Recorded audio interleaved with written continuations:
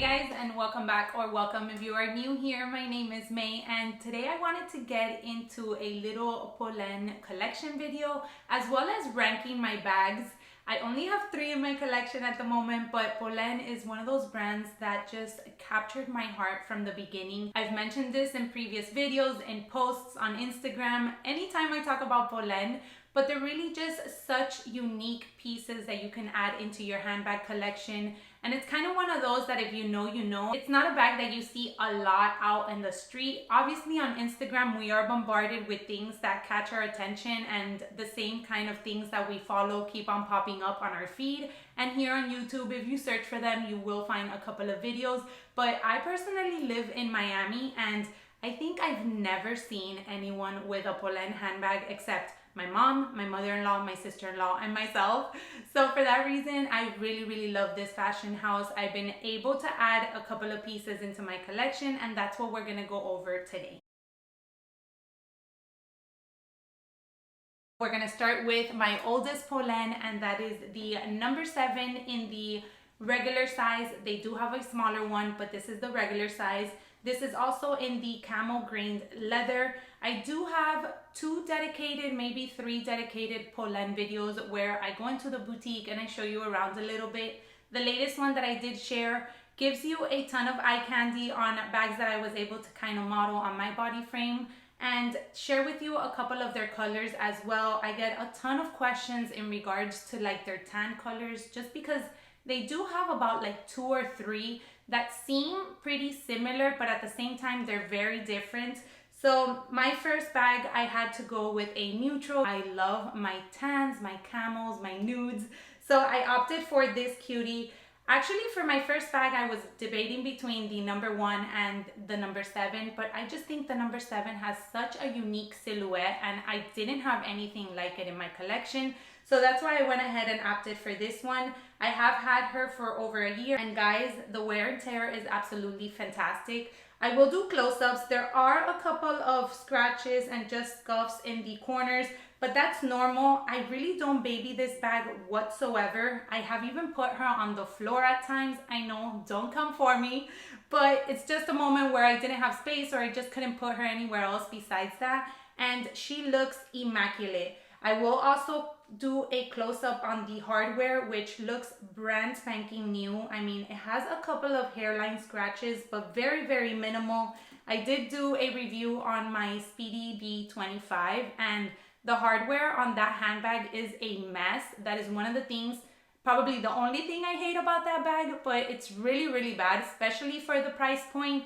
And then we have here this handbag, which I think it's under 400 USD. And you see the quality is so different on the hardware. Even on this one, which gets the most use, you know, you open it through here, so you're constantly fiddling around with that opening. It doesn't have any damage whatsoever. All right, so I'm gonna name just the cons of each bag because I feel like they have too many pros. So as I bring out each bag, I'm just gonna go over the wear and tear and then share with you the con as well. I have a first impressions video on this one, and I did share that on that video, and that is that the strap is a little bit thick for when you wear it crossbody. At least for me personally, whenever I put it crossbody, it just starts kind of sliding on my shoulder towards my neck, and it gets to a point where it actually bothers on my neck. If I'm wearing something that covers my neck, or if I have a scarf, then I barely feel it. But as I mentioned, I do live in Miami, so I wear a lot of like tank tops. I wear a lot of like shirts that are maybe off the shoulder.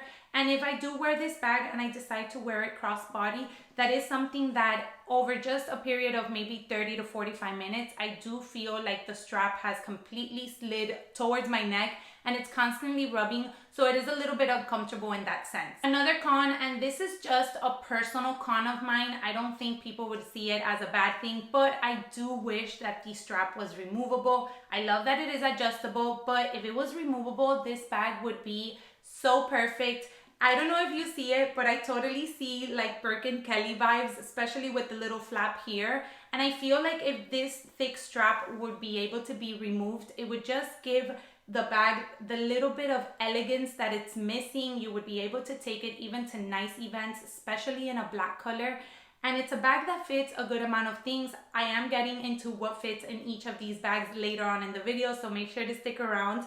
But that is just the only other con that I personally see on this bag. Now moving on to the second baby of my Polene collection, and that is the number 1 Nano, and this is the one that I was debating between getting when I opted for the number 7. It was a very close tie between those two, but I did add the number 7 at that point, and then my husband got me this one for Valentine. They actually released this color, I believe this January or past December, and I literally screenshotted the picture and sent it over to him. I was like, Valentine's Day gift, please. It was just so perfect, and the red color is absolutely stunning. I didn't have a red handbag in my collection, and I always wanted a pop of color, and I do feel like red is a really good neutral. So I have had this one since February, so about 9 months. And once again, she looks great, you guys. And I have used my Polene bags. I mean, if you look at my Instagram, I post pictures on them. I do take them out. I've even taken this one on a vacation with me. We went to Austin and Las Vegas earlier this year, and I opted to take this one as my everyday bag. And it has no wear whatsoever. On the feet look great. Obviously, there are little scratches, but that's just very minimal and normal. I will share with you the strap does have a little bit of shipping here on the glazing. It's not something that bothers me, but I am bringing it up just obviously to give you guys an in-depth review of the wear and tear of this piece. The back looks perfect. I do love this little pocket that it offers, which does nothing for me. I put nothing in there, but I think you could put a little card holder just for easy access. My phone fits, but my phone is bulky, so I don't want to stretch out the back pocket for that reason. And then the inside is in great condition. It is the same color as the handbag, as you can see, so it hasn't gotten dirty or anything like that. And one thing that I do love about this one is the ability of opening up the little snap buttons here, just so if you needed a little bit more room, you had that option. Now, cons about this bag, you guys, I have nothing bad to say about this one. So we're gonna move on to the last piece. And then the final but newest addition to my collection is the number 9, and this one is in the size mini. I think it's mini. I know it's not nano. I think it's mini. So I love this silhouette. I just think it has to be one of the cutest from the fashion house. The bag lace is so cute crossbody. It's just one of those bags that it's so unique and calls your attention whenever you see it. When I was debating on what third piece I wanted to add into my Polene collection, I stalked Instagram with the number 9, and just seeing how many people would style it in so many different ways, I totally knew that I wanted this one to be added to my collection. This one here is in the color taupe, which is a beautiful grayish color. It has no other undertone whatsoever. It doesn't have any tans in there or anything like that. It's just really a nice subtle gray. Now, as I mentioned, this is the newest baby in my collection. I literally got it last month, I think. So obviously there's not much wear and tear that I can go over with you guys. It doesn't have any feet in the bottom, so if it is a bag that you might be placing in rough surfaces, do consider that it might get some wear on the leather here. So that's where I really only see that there could be some wear and tear down in the future. Now let's get into a little bit of cons about this one, and it does have a few. The opening, you guys, is a major pain in the butt. I thought it was gonna be comfortable to get in and out of, but unless you're just throwing random things inside and you don't mind digging your hand in there and rummaging around for everything and then pulling it out, then that will work for you. But I particularly like to keep my things organized in pouches, and it gets to a point where if I add already 2 pouches, the third one is a mission to get in or even out of the bag. So if you're going for this little one, just keep in mind that you are gonna have to play around with how you place your things inside. Really quick, I just wanted to share with you guys the 3 similarities that all 3 of these handbags offer, and that is the unique designs. I feel like that is one of the things that Polene definitely takes the time to do, and that is create designs that you don't normally see in other fashion houses. And even though it isn't considered a luxury or designer or high-end fashion house, to me, they technically are constructing and handcrafting these handbags like if they were. So I love the unique designs that they each offer. And the other similarity, which I feel is a major pro, is that they all have adjustable straps. I feel like some of these fashion houses charge you $3,000 for a handbag, and then they give you a strap that is non-removable and non-adjustable, and it's like, we're all different shapes, we're all different sizes. We need to be able to play around with these straps in order to make sure that they suit our body types just how we like it. So I really enjoy that part of each of these handbags. For the number 7, I did want to point out one major pro that I see in regards to the other two, and that is that the interior of the handbag is in a suede lining. So I feel like it just adds that luxurious touch to this handbag rather than the other two, which have a fabric lining inside. Now, an extra pro for this little cutie, and that is that she does offer a extendable opening, I guess. With these little buttons, as I mentioned, if you unpop them, you do have a little bit more room to play with when you're putting in your things. Do keep in mind that that could cause some little bit of deconstruction of the bag. So I have seen some that stretch out to the side, and over time, if you constantly use it like that, then the bag will kind of reshape itself to that way. I personally feel like it fits a good amount even without having to unbutton those little clasps, but it is a nice addition that they added in case that you wanted to carry a few more things than normal. And then an extra pro for these two, and that is that both of these straps are removable. As you can see, each little strap has like a little opening there, which will allow it for it to stretch whenever you're gonna pull out the button. But as you can see, you can go ahead and remove the strap, and then I think that this would be such a cute just handheld little bag. I feel like it can even be dressed up when you don't have this strap there, just so that you can take it maybe to a nice event. I love a good top handle flat bag for nice events. I feel like you get a little bit of a different look than your typical clutch. And then same thing goes for the number 9. You can just go ahead and slide over this little band that it has here, and then you can just go ahead and take out the strap for here. Once again, giving you that really elegant look without having the leather strap hanging, so that you can actually just wear this bag for maybe a night out. I feel like this one in black would look so elegant for those special nights. Now, really quick, I did want to share with you how each of them fit in case you wanted to go ahead and wear them on the crook of your arm. Now, as you can see, the number 1 specifically for me kind of stops mid-arm. I can't push it that much more back, but I can definitely carry it like this if I needed to. The number 9, which I will get into right now, handheld, I feel like it's a super cute little bag and I love carrying it like this. But to put your arm in, the space is a little bit more limited. So as you can see, it basically just stops at my wrist. I mean, I can push it back, but I don't think this looks cute. It actually looks kind of uncomfortable. That's just my personal preference, but just wanted to share with you that this one also fits. The most comfortable, in my opinion, to place on the crook of your arm is the number 7, just because the width between the drop of the handle and the top of the handbag is a little bit more giving. So this one you can literally place, I mean, if you had really skinny arms, you could probably place it all the way to your shoulder. But as you can see here, it goes even after my elbow. So it is a little bit more comfortable to wear. But like I said, even just normal for it to hit right where my shoulder is, this one personally just gives me that much more space that I need in order to fit comfortably. And then obviously being handheld, I just think it's so cute.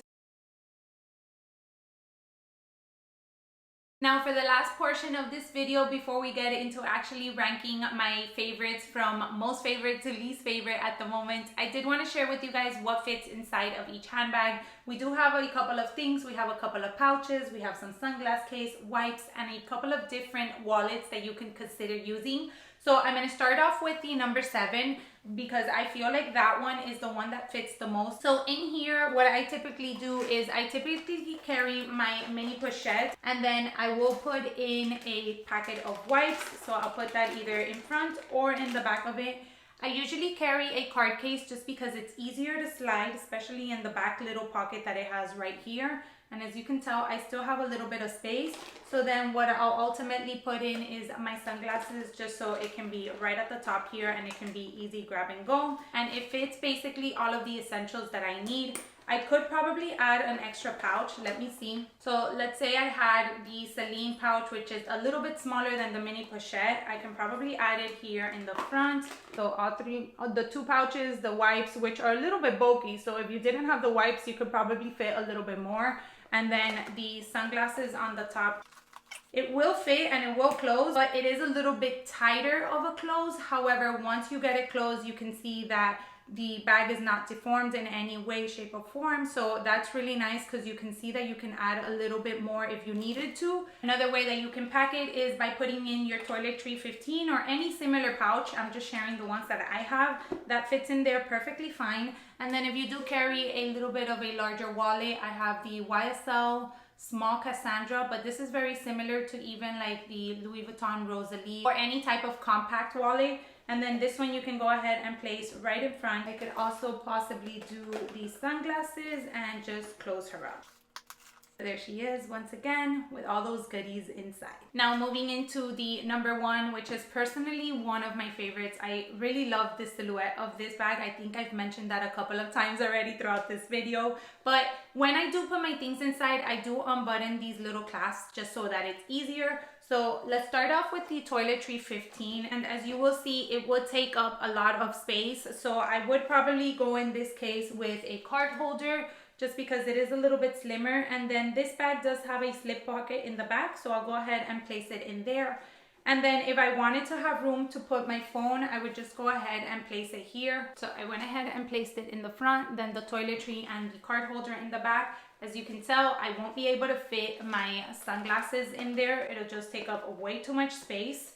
So that's a no-go. But I'm still able to go ahead and close these clasps in order to close the bag completely. And there she is. So let's go ahead and share with you what else you can fit inside. I normally don't carry my toiletry 15, but just wanted to share with you guys that it does fit in there. What I normally do is I do take my mini pochette. So once again, I will just put it there with the clasps open just for it to be easier. If I did want to put my sunglasses, what I'll do is that I'll add another little pouch. So I have already two pouches in there. Then I can go ahead and put my sunglasses in the front part of the bag.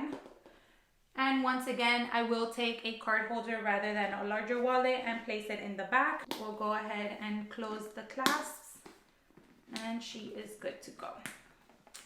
And then last but not least, we do have the number 9, and this is the one that I have to go on a mission with in order to get things inside. I was trying to fit the mini pochette the other day, and personally for me it was a little bit uncomfortable. You could fit it in if you maneuver your way and just, you know, put it in sideways first. And then once it gets in there, as you can tell, it is a little bit of a struggle. But once it gets in there, you can just turn it to the side. And you will have to kind of place it diagonally. However, once you do keep it diagonally, then obviously that limits your space on both sides. So I would probably go definitely for a card holder on this one, and I would place it there besides the mini pochette.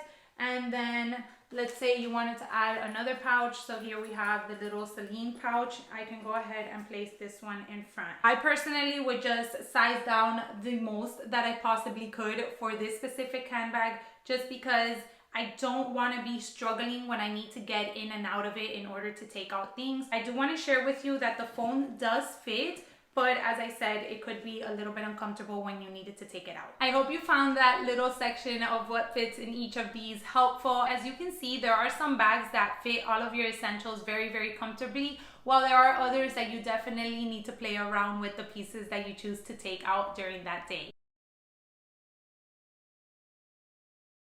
Now, to end off this video, I did want to go ahead and rank my 3 Polene bags. As I said, I definitely want to add a few more, but at the moment, these are the 3 that I've been currently loving. And the number 1 spot, without a doubt, goes to my number 1 Nano. I just love the silhouette of this handbag. It's also very comfortable, and even though it fits a little bit less than the number 7, I would still choose this one as my number 1 pick over the number 7, which leads me to number 7 being my second pick. I love the style of this bag too. I mean, I don't get bored of saying how unique Polene styles are time over time. Now, this one I love because it does have the flap opening, which is one of my favorites. And then again, it is a little bit more comfortable just to put your things inside rather than the number one. However, as I did mention, I do wish that the crossbody strap was removable. If the crossbody strap was removable in this bag, this would be my top pick. So that leads me to number 3, and that is the number 9. Maybe it's because I've had her just a little bit of time and I haven't really gotten to play around with her a lot. I gotta say, out of the shapes, this is my favorite just because of how unique it is. But when I look at the bag as a whole, functionality, how much I can fit inside, how comfortable it is, this one is definitely the biggest pain in the butt out of the 3, so that is the reason why she takes number 3. Alright guys, so that does it for this little Polene review, what fits inside, ranking my bags video. I hope you enjoyed it. Let me know if you have any of these handbags in your collection, which is your favorite, or if you have any other one that you ultimately love and have enjoyed, or if you have a Polene wish list that you would soon like to get working on. I do have a top 3 wish list, and that is the number 1 in the micro size. I want the Seam, I think it is, or Seam. It's the tote style, and then I want the number 10. I think that is such a cool, chic bag, and I would love to carry it always crossbody, just with like a really casual outfit. Those are the top 3 that I will definitely be hoping to add sometime near the future into my never-ending growing Polene collection. If you did enjoy the video, don't forget to give me a thumbs up. And as always, thank you guys so much for taking some time out of your day to watch today. I'll catch you all in my next one. Bye, everyone.